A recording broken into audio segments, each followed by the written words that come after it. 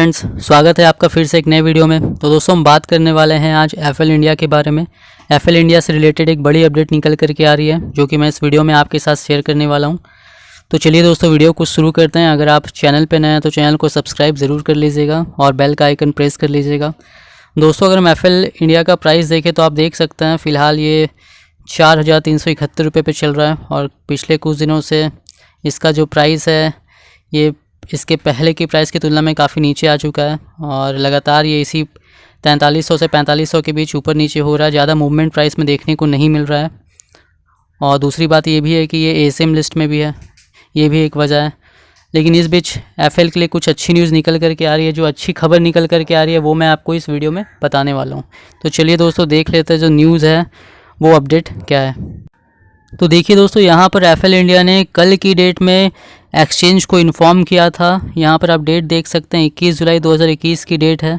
और यहाँ जो उन्होंने जो जानकारी दी थी वो देखिए, यहाँ पर बताया है कि जुलाई 2 को इनका कॉन्फ्रेंस कॉल हुआ था, जो जैम्प का इन्होंने एक्विजिशन किया था उसको लेकर के। और उसमें बहुत सारी बातें हुई थी। एफएल इंडिया के जो एमडी और सीईओ हैं अनुज खन्ना सोहम जी, उन्होंने काफ़ी सारी बातें बताई थी एफएल इंडिया के फ्यूचर प्लानिंग को लेकर के, एफएल 2.0 को लेकर के भी। एफएल 2.0 क्या है वो भी उन्होंने इसमें बताया था, और जैम्प और जो बाकी एक्विजिशन किया है उन्होंने, उनको लेकर के उनकी क्या प्लानिंग है।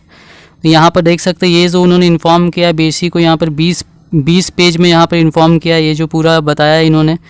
मैं इसको आपको, मैंने ये पूरा देखा है इन्होंने क्या बताया, मैं आपको इसको शॉर्टकट में बताऊंगा। जो इम्पॉर्टेंट पॉइंट्स इसमें से निकल करके आ रहे हैं मैं आपको इस वीडियो में वो बताने वाला हूँ। तो चलिए देख लेते हैं। जो इम्पॉर्टेंट पॉइंट यहाँ पर निकल करके आ रही है वो मैं आपको एक एक कर बता देता हूँ। देखिए, यहाँ पर जो अनुज खन्ना सोहम जी हैं, जो एमडी और सीईओ हैं एफएल इंडिया के, उन्होंने कहा है कि अब उनका जो अगला डेकेड है, जो 2021 से 2030 तक है, उसमें जो प्लानिंग है काम करने की, उसके लिए उन्होंने जो स्ट्रेटजी बनाई है वो एफएल 2.0 है। और इसके अंदर उनका जो टारगेट है वो ये है कि वो 10 बिलियन से भी ज़्यादा डिवाइसेस तक अपनी पहुंच बनाएंगे। जो उनका एडवर्टाइजिंग जो वो दिखाते हैं मोबाइल पे, उसके ज़रिए ये उन्होंने टारगेट रखा है एफएल 2.0 के ज़रिए 10 बिलियन डिवाइसेस तक अपनी पहुंच बढ़ाने का। इसके अलावा उनका टारगेट जो है, अब इंडिया में तो उनका मार्केट है, इंडिया में 50% का उनका मार्केट है और ग्लोबली बाकी जो है वहाँ 50% का है। तो अभी उनका जो टारगेट है, इंडिया में तो काम करना ही है। इसके अलावा उन्होंने कहा है कि जो बाहर का जो ग्लोबल मार्केट है वहाँ पर अब वो अपनी पहुँच जो है वो बढ़ाने वाले हैं।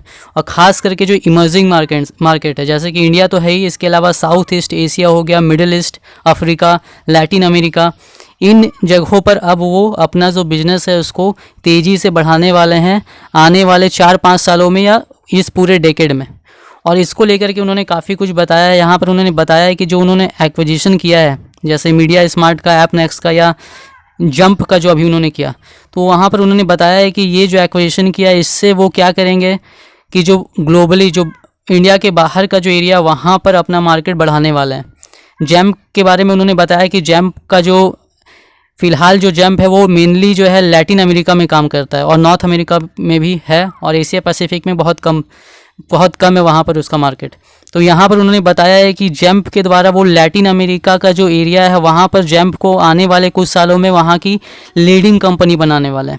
जंप को लैटिन अमेरिका में ऑलरेडी वो है, लेकिन उसको वहाँ पर लीडिंग कंपनी बनाने वाले हैं वो लैटिन अमेरिका की। इसके अलावा नॉर्थ अमेरिका के बारे में उन्होंने कहा है कि वहाँ पर 50% जो कस्टमर है वो एंड्रॉयड फोकस्ड है और वहाँ पर उनको भी टारगेट करने का एफएल का प्लान है।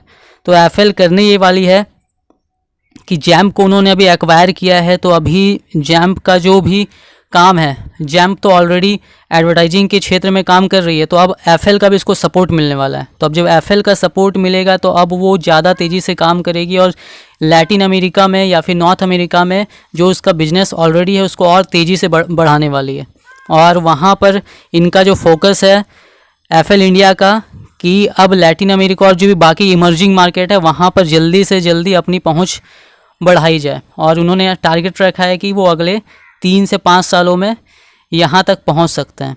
और उन्होंने जैम्प को लेकर ये भी कहा है कि जो जैम्प है, जैम्प का उन्होंने ये टारगेट दिया है कि आने वाले 3 से 4 सालों के भीतर जैम को वो 100 मिलियन US डॉलर की कंपनी बनाने का टारगेट लेकर चल रहे हैं और उनको उम्मीद है कि वो ये इस टारगेट को अचीव भी कर लेंगे। इसके अलावा उन्होंने ये भी बताया है कि जो फ़िलहाल एफएल इंडिया जिस तरीके से काम कर रही है, इस तरीके से अगर काम करती रही तो एफएल इंडिया यहाँ से 10 गुना हो सकती है। 10 गुना वो एफएल इंडिया को यहाँ से 10 गुना का ग्रोथ यहाँ से वो एफएल इंडिया के लिए देखते हैं। और उन्होंने कहा है कि यहाँ से जिस तरह का फ़िलहाल जो उनका परफॉर्मेंस एफएल का चल रहा है, इस हिसाब से उनको ऐसा कहीं भी नहीं लगता है कि अगले 4-5 सालों तक जो एफएल इंडिया का CAGR ग्रोथ चल रहा है 25 से 30% का, ये इसमें कोई कमी आने वाली है, ये इसी तरीके से बढ़ते जाएगा। और जैम के बारे में भी उन्होंने कहा है कि जैम का जो काम है वो चालू हो जाएगा सेकंड क्वार्टर से और उसके बाद फिर जो है वो इसको इम्प्रूव करेंगे और आने वाले 3 से 4 सालों में जैम जो है वो भी एफएल इंडिया का जो CAGR रेट है उसको वो भी पकड़ लेगा। तो इस तरीके से यहाँ पर ये सारी बड़ी बातें उन्होंने कही है। उन्होंने कहा है कि एक शब्द में उन्होंने ऐसा भी कहा कि जो जैम्प है समझ लीजिए वो अभी अभिमन्यु है और जब उसको एफएल का सपोर्ट मिलेगा तो वो अर्जुन की तरह आगे काम करेगा, यानी अभिमन्यु से अर्जुन बनाना है जैम्प को। और इस तरीके का उन्होंने कहा है जो एक्विजिशन वो कर रहे हैं उसको लेकर भी वो चल रहे हैं।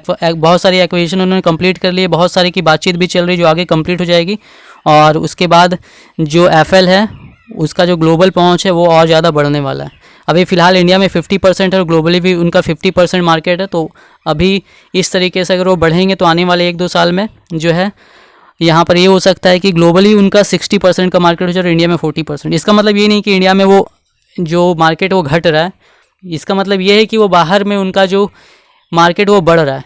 इसको अगर इंडिया में घट रहा है तो इसको इस तरह से नहीं लिया जाए कि इंडिया में जो मार्केट वो घट रहा है, ऐसी कोई बात नहीं होगी। इंडिया में भी मार्केट ग्रो करेगा, लेकिन वो ग्लोबली जहाँ पर उनकी वो नई नई जगहों पर पहुँच बनाएंगे। जैसे साउथ ईस्ट एशिया में उन्होंने नाम भी बताया, फिलीपींस, मलेशिया, वियतनाम, बहुत सारे जगह है और भी लैटिन अमेरिका है, अफ्रीका हो गया। तो बहुत सारी जगहों पर वो अब आगे जो है अपनी जो एक्वायर किया उन कंपनियों के ज़रिए और एफएल इंडिया भी उन पे काम करने वाली है। दोस्तों यही अपडेट थी जो कल की डेट में उन्होंने इन्फॉर्म किया था। तो यहाँ से आप समझ सकते हैं कि एफएल इंडिया का जो आगे का ग्रोथ है वो कितना अच्छा होने वाला है। और एफएल इंडिया अगर आप लेना चाहते हैं तो लॉन्ग टर्म के लिए तो मैंने पहले ही बताया बहुत बढ़िया शेयर है और फिलहाल जिस प्राइस पे मिल रहा है इस प्राइस पे अगर आप लेना चाहते हैं तो बिल्कुल लॉन्ग टर्म के लिए आपको अच्छे प्राइस पे भी मिल रहा है। यहाँ से आप उठा सकते हैं इसको और आने वाले अगर लॉन्ग टर्म व्यू है आपका तो ये बहुत अच्छा खासा यहाँ से आपको प्रॉफिट देने वाला है, क्योंकि एडवर्टाइजिंग का जो सेक्टर है वो भी बहुत काफ़ी तेज़ी से बढ़ने वाला है और इमर्जिंग मार्केट्स में तो इनका बहुत ज़्यादा अपॉर्चुनिटी है अभी आगे बढ़ने का। दोस्तों मैंने अपनी राय बताई है आपको, आप भी इन्वेस्टमेंट करने के पहले खुद का रिसर्च ज़रूर कर लीजिएगा। अगर वीडियो पसंद आई हो तो वीडियो को लाइक कीजिएगा, शेयर कीजिएगा और अगर चैनल पर नए हैं तो चैनल को सब्सक्राइब ज़रूर कर लीजिएगा।